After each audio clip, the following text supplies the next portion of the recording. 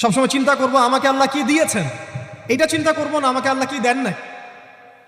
আল্লাহ পাক আমাকে সুস্থ রেখেছেন, নিরাপত্তা দিয়েছেন, আমি খাচ্ছি, পান করছি। এই যে নিয়ামত, আল্লাহ পাকের যে অগণিত নিয়ামত, এটাকে স্মরণ করা এবং সে অনুযায়ী শুকরিয়া আদায় করা। আল্লাহ পাক সবাইকে শুকরিয়া আদায় করার তৌফিক দান করেন। এই যে 4টা ওজিফার কথা বলা হচ্ছে, এটা কিন্তু থানভীর রহমতুল্লাহি আলাইহি তার যে খলিফা ডক্টর আব্দুল হাই মোহাম্মদ আরেফি রহমতুল্লাহি আলাইহি তাকে দিয়েছিলেন, তিনি তার ছাত্রদেরকে দিয়েছিলেন। এটা আপনারা তাসাউফ আত্মশুদ্ধি বইয়ের মধ্যে পাবেন।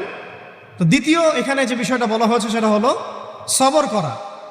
জ্ঞান অর্জন করতে হলেও সবর করতে হবে, আল্লাহকে পেতে হলেও সবর করতে হবে, দাওয়াত ও তাবলীগেও সফর করতে হবে, জিহাদের মাঠেও সবর করতে হবে। আমাদের ব্যক্তি জীবনে সবর থাকে, পারিবারিক জীবনে সবর, ব্যবসায় সবর, চাকরিতে সবর। যেটাই আমার মর্জির খেলাফ হচ্ছে তখনই সবর করতে হয়। আর এটা একটু কঠিন, এই কারণে আল্লাহ রাব্বুল